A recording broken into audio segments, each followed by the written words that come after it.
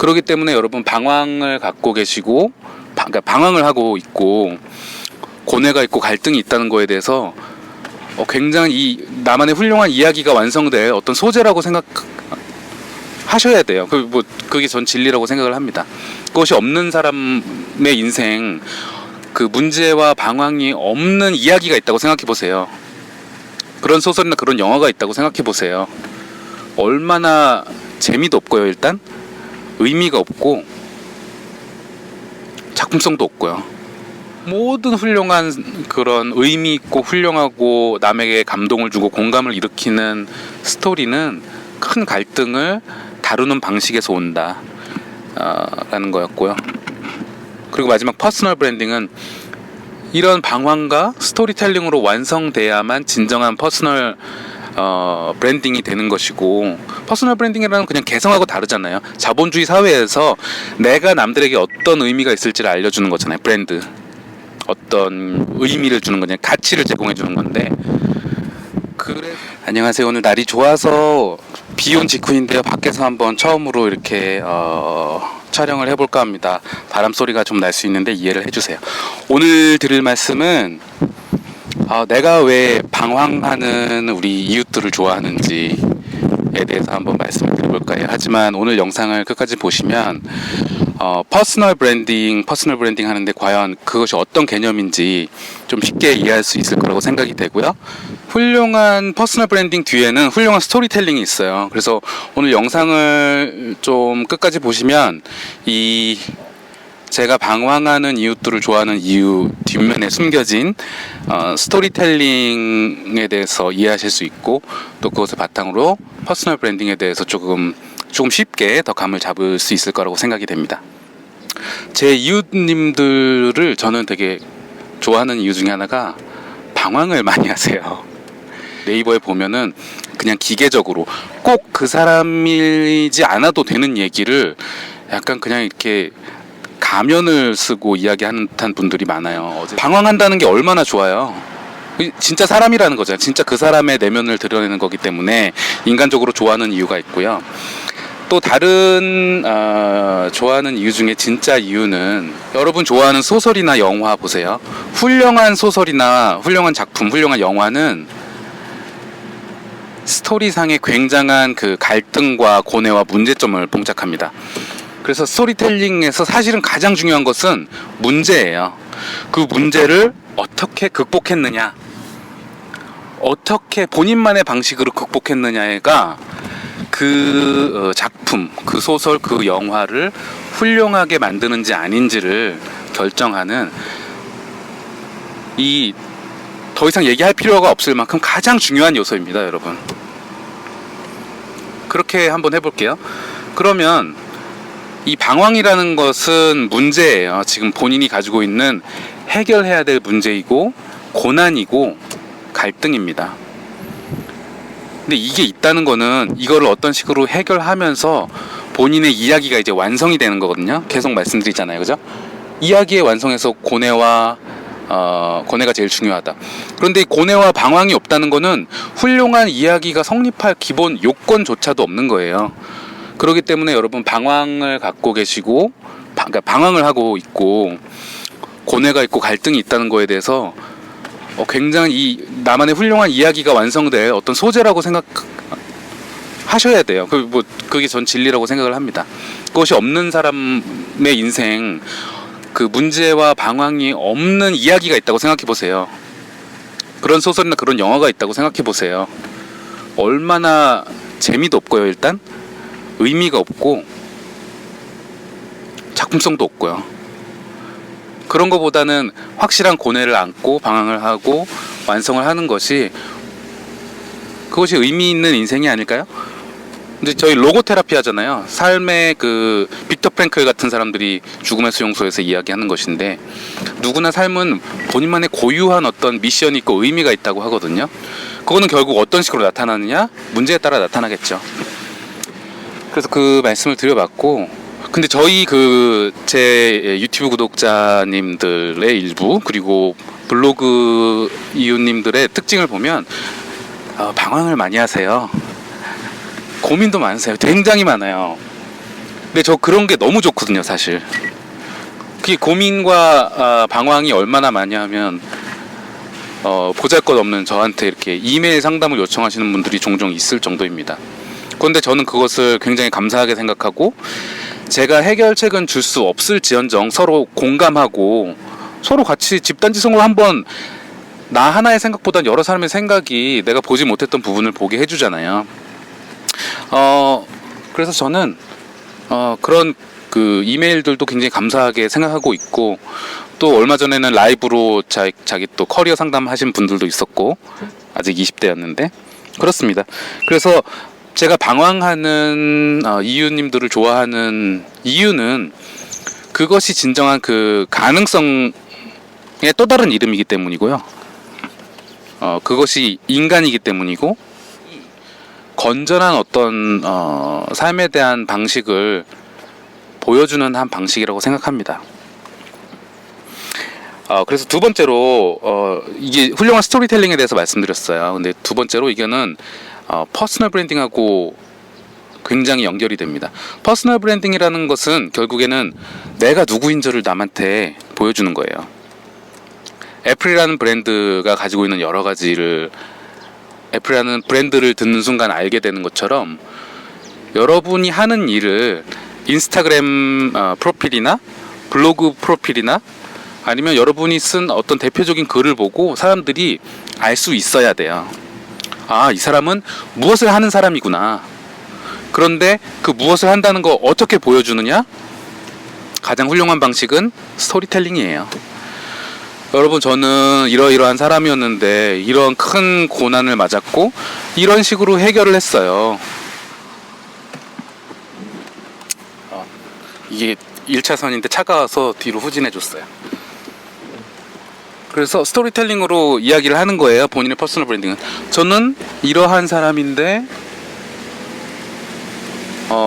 이러한 사람이었는데 이렇게 탈바꿈했어요. 왜냐면 이런 고민을 이런 식으로 해결했기 때문이에요. 그래서 저는 여러분을 이렇게 도울 수 있습니다. 이게 기업과 퍼스널 브랜딩이 다른 거예요. 기업은 퍼스널 브랜딩이라는 것은 개인이고, 기업 브랜드는 기업이잖아요.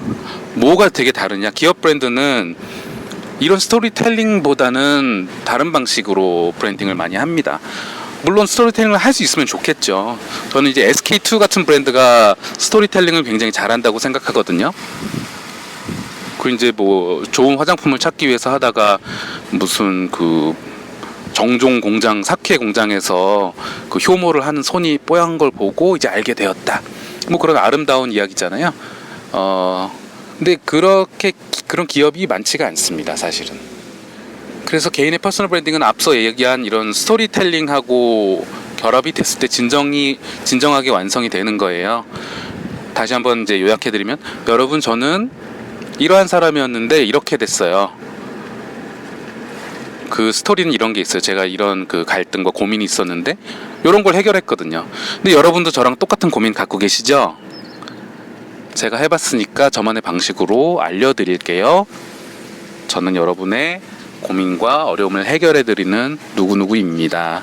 그게 저라는 브랜드입니다. 이거예요. 근데 그게 방황이나 고민이 없이 이런 게 완성이 될까요? 아니죠. 그래서 중요하다고 말씀드리는 거고, 그러면 개인의 퍼스널 브랜딩이 지금 뭐 만약에 시작을 하셨다면, 혹은 시작하기 전이라도 나의 퍼스널 브랜딩이 과연 어떤 그 상태인지 알 수 있는 방법이 있어요. 여러분의 팔로워 혹은 이웃을 보시면 됩니다. 그래서 저는 그 이웃 관리를 좀 하는 편이에요. 솔직히 말씀드리면 저는 뭐 이렇게 되게 상업적인 거 있잖아요. 그러니까 저를 꼭 원치 않는, 저일 필요가 없는 분들이 이웃 신청을 하시는 경우가 있어요. 그냥 아까 처음에 말씀드린 그런 가면을 쓰신 분들, 아무나여도 상관없다. 내 이웃은 꼭 저 마작가일 필요가 없이 아무나여도 돼. 잡히기만 해라. 뭐 이런 심정으로 하시는 분들은 저는 그냥 이웃 신청 받지 않고요. 뭐 제가 대단해서가 아니라 그냥 저는 제 이웃 관리를 잘 하고 싶어요. 누가 제 이웃을 목록을 쭉 보고 댓글을 봤을 때 아 진짜 끼리끼리 잘 보였다 이렇게 이야기할 수 있을 정도로 저는 관리를 잘 하고 싶거든요. 그래서 제 그 이웃들은 방황을 많이 하고 고민이 많은 분들로 가득 채우고 싶어요. 그것이 살아있다는 증거이고 인간미가 풀풀 풍기는, 하지만 그것을 서로 해결하는 과정에서 서로 또 도와주고 공유하고 뭐 이런, 저는 그런 이웃을 좀 갖고 싶습니다. 그래서 조만간 이제 한번 또 정리를 할 건데, 숫자가 적더라도 이런 식으로 조금 저는 저의 그 이런 이웃을 빌드를 하고 싶어요. 세워가고 싶어요. 그래서 여러분의 이웃 목록을 쭉 보세요. 그러면 어떤 그 가치관이나 라이프스타일 쪽에서 좀 보세요. 좀 비슷한 게 있는지, 몇 가지 키워드로 추출해낼 수 있는지, 아니면 그냥 너무 개성이 없이 그냥 숫자로 모여져 있는 것은 아닌지, 이렇게 보시면 여러분의 퍼스널 브랜딩 정도가 이제 나온다고 할 수 있겠죠. 예를 들면 저의 그 유튜브 구독자 같은 경우에도 숫자가 가끔 뚝뚝뚝 떨어지거든요. 제가 약간 이렇게 너무 개인적인 걸 하거나 라이브 하고 나면 숫자가 뚝뚝뚝 떨어져요. 관심이 없는 거예요. 그러니까 그런 분들은 아마 제가 전달하는 어떤 정보적인 측면 때문에 저를 팔로우 하시는 분들이고, 하지만 제가 궁극적으로 바라는 것은 어떤 그런 정보를 받아들일 때 나의 고민과 방황을 좀 관련 있게 그것을 해결하는 방향으로 좀 더 가슴으로 느끼는, 저는 그 구독자로 채워지길 원해요. 좀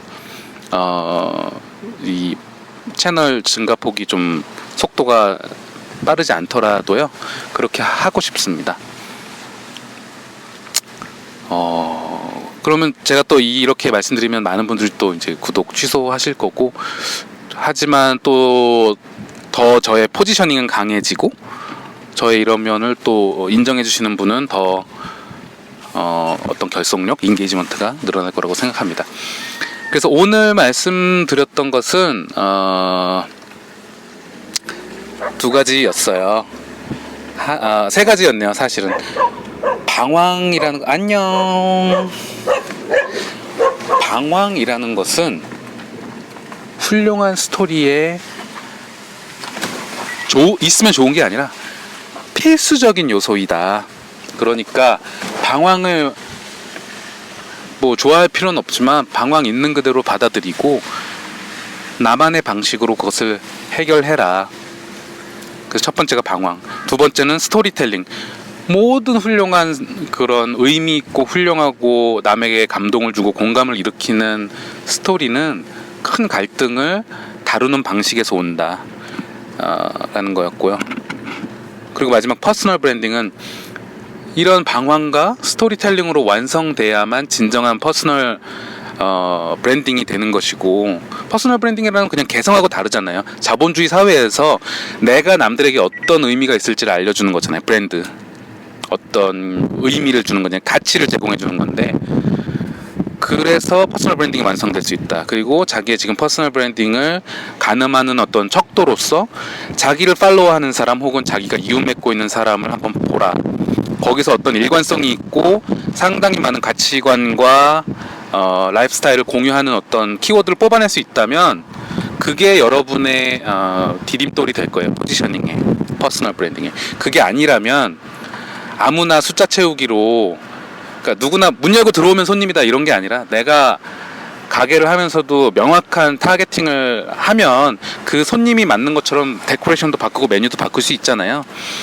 그러니까 내가 원하는 사람들이 누구인지, 내가 어떤 사람들에게 어필하고 서로 공감을 일으키는지를 보시기 바랍니다. 뒤에 배경이 어땠는지 저는 이제 자세히 보지는 못했는데요. 좀 비온 직후라 이런 상쾌함이 좀 전달됐으면 좋겠네요. 감사합니다, 여러분. 본인의 스토리텔링 완성하시는 하루 되시고, 또 그런 거 바탕으로 여러분의 퍼스널 브랜딩 완성시키시기 바랍니다. 그리고 방황하시는 많은 분들 힘내라고 마지막으로 말씀드리면서 마무리하도록 하겠습니다. 감사합니다.